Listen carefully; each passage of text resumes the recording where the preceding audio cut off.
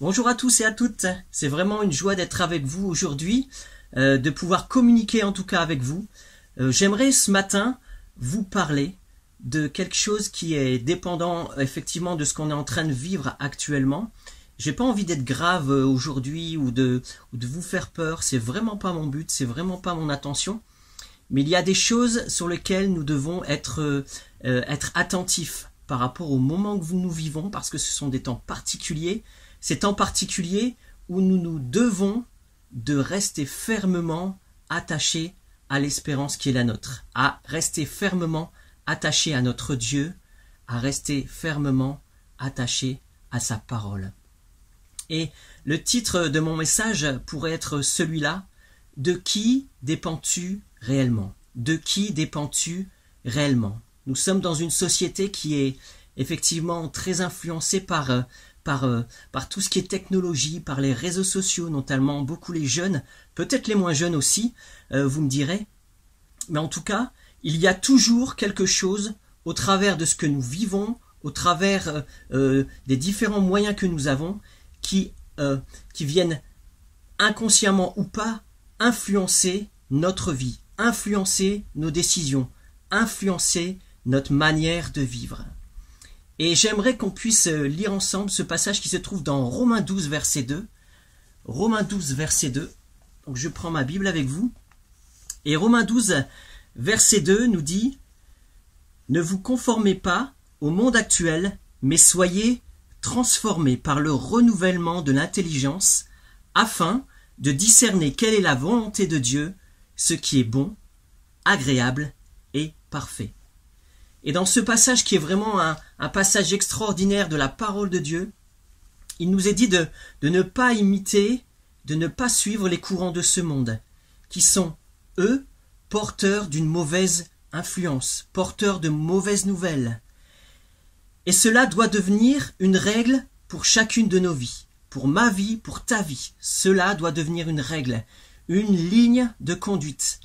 Et cela doit avoir un impact sur ma manière, sur ta manière de penser, sur ta manière de vivre, sur ta manière de réfléchir. Cela doit avoir un impact. Nous devons aussi, et on le voit au travers de ce passage, nous laisser transformer. C'est quelque chose qui n'est pas une option, il est nécessaire et primordial de vivre selon l'Esprit. Et c'est l'Esprit de Dieu, le Saint-Esprit qui nous transforme, qui renouvelle et qui a fait de nous des êtres nouveaux. Je vous rappelle que dans Romains 8, verset 5, c'est ce passage qui nous rappelle que notre ancienne nature est attirée par par les choses de ce monde. Mais notre nouvelle nature qui a été régénérée a fait de nous des êtres nouveaux qui sont cette fois-ci attirés par les choses de l'esprit. Nous devons nous laisser attirer et vraiment nous laisser envahir, je dirais, de tout l'esprit qui est en nous, qui puisse nous influencer jour après jour dans nos prises de décision, dans notre manière d'agir, même au sein de notre propre famille, au sein de notre foyer. Voilà, partout où vous êtes, que nous puissions être sous l'influence, sous la puissance du Saint-Esprit qui puisse guider nos pas jour après jour. Ça, c'est quelque chose d'important. Notre ancienne nature est morte et nous devons vivre selon l'Esprit. Non pas attirés par les choses de ce monde, mais attirés par les choses de l'Esprit. Parce que les choses de l'Esprit sont des choses qui sont positives, qui nous font du bien, qui nous font avancer et qui nous font grandir dans la foi. Alors, je dirais que dans notre vie, on doit absolument prendre cette décision. C'est pas quelque chose d'optionnel, je le disais tout à l'heure, c'est pas quelque chose qu'on fait quand on a du temps ou quand vraiment on est au bout du bout, qu'on n'a pas d'autre décision, qu'on n'a pas d'autre choix, on se dit finalement prenons cette décision maintenant d'être des êtres nouveaux, des êtres mis à part, que nous soyons et que nos vies soient consacrées à Dieu, être sous l'influence, écoutez ce que je vais vous dire, sous l'influence exclusive de Jésus, de son Saint-Esprit et de la parole de Dieu. C'est une prise de décision de notre part. Et cela va impacter notre manière de vivre, notre manière d'appréhender et de vivre dans les difficultés, dans les problèmes, devant des situations qui nous paraissent des fois impossibles à surmonter. Le Saint-Esprit va nous aider. Jésus à la première place dans notre vie va faire toute la différence. Cela va faire toute la différence. Et à l'opposé, à l'inverse, il faut absolument fuir le mensonge, fuir la méchanceté, fuir l'orgueil, fuir la crainte que ce monde pourrait nous apporter et que ce monde nous apporte. Parce que nous ne voulons pas être influencés par les choses de ce monde, nous ne voulons pas être influencés par ce qui se passe autour de nous, bien parfois et bien trop. Parfois moi le premier, on reste peut-être très avide de ces informations qu'on a et on est influencé par tel article, par telle chose, par tel témoignage qui nous dit que oui, peut-être que... Mais au-delà de tout ça, quand on est influencé, quand on se nourrit de tout cela, de toutes ces informations qui finalement ne viennent que de ce monde, que au travers des personnes de ce monde, elles ne sont pas bénéfiques pour nos vies. Elles ne nous font pas avancer.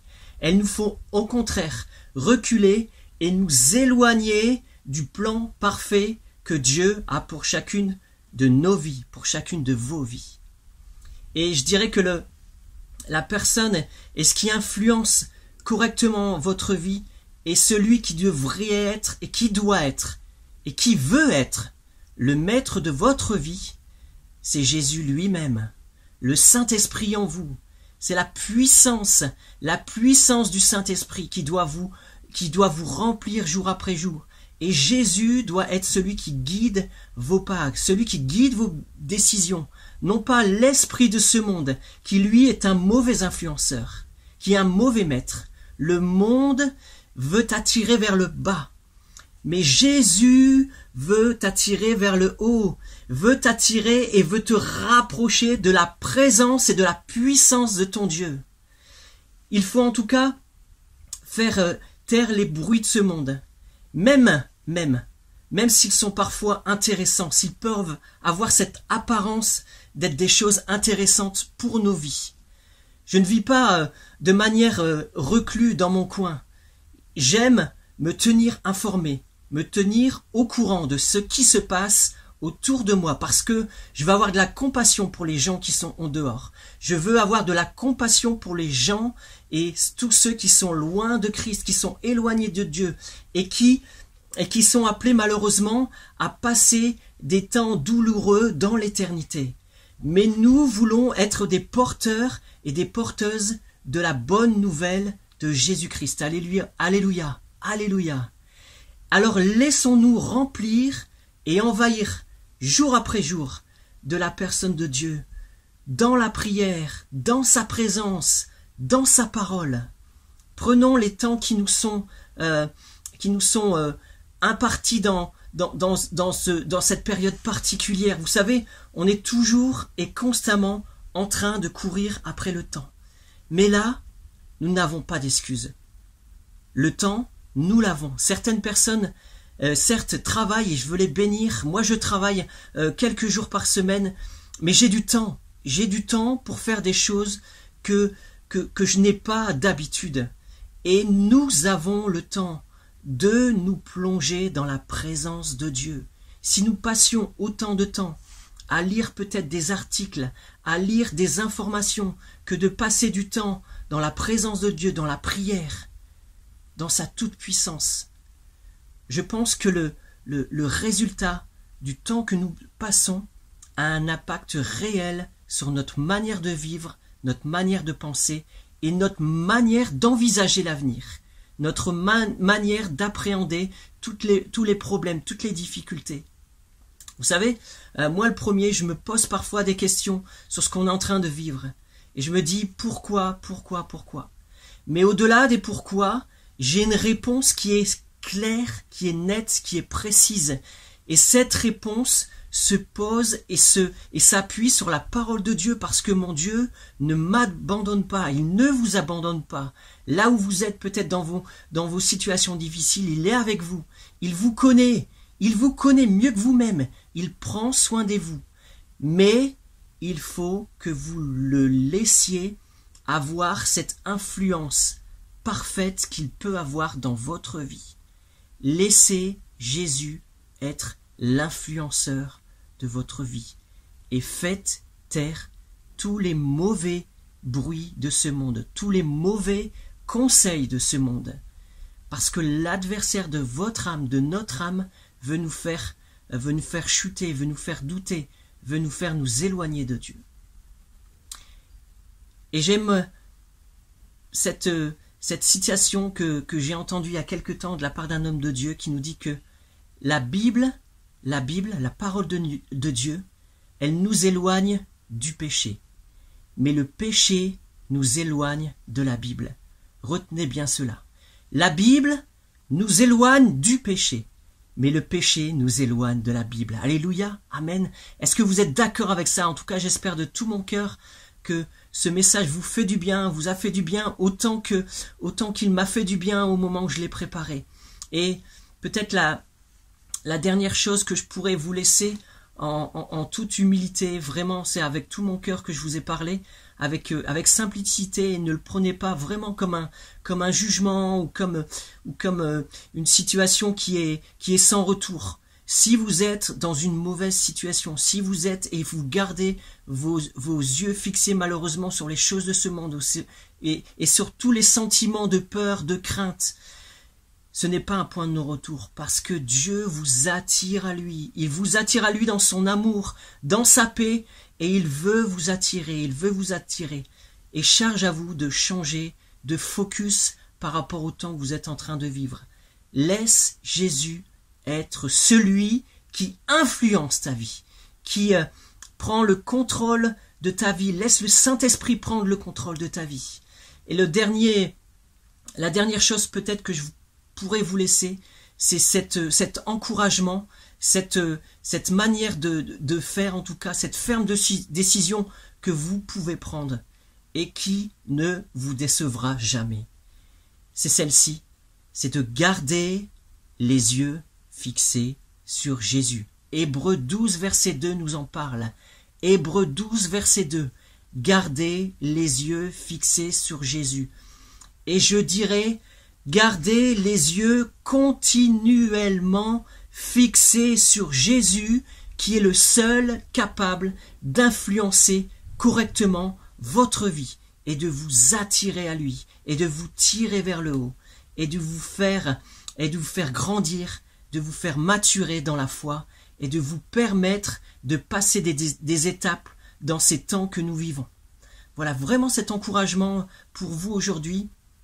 J'aimerais qu'on puisse finir juste ces instants dans la prière, dans la présence de Dieu. En tout cas, je veux bénir chacune et chacun qui sont en train de regarder, en train de regarder cette vidéo.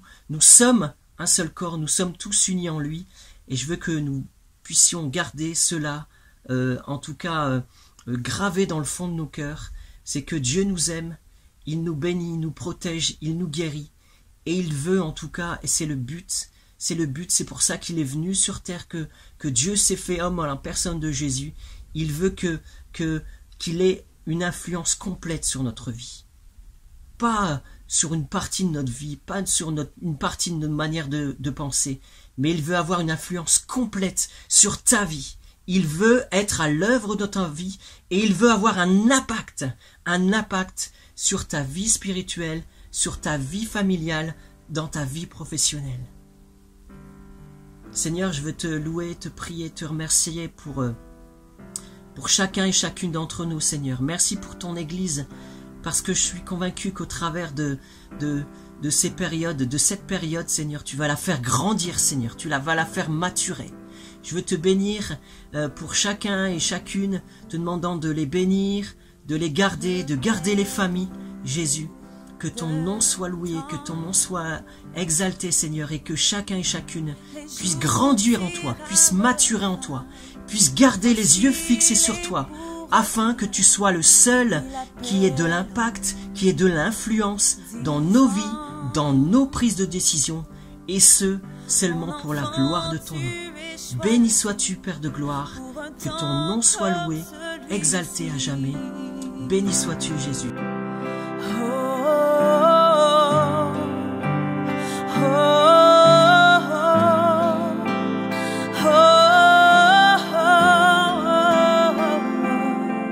Je choisis de te suivre, laissant tout derrière moi. Je porterai ma croix, et si je dois mourir, en toi j'aurai la vie. Ô Seigneur, voilà mon cri. Oh.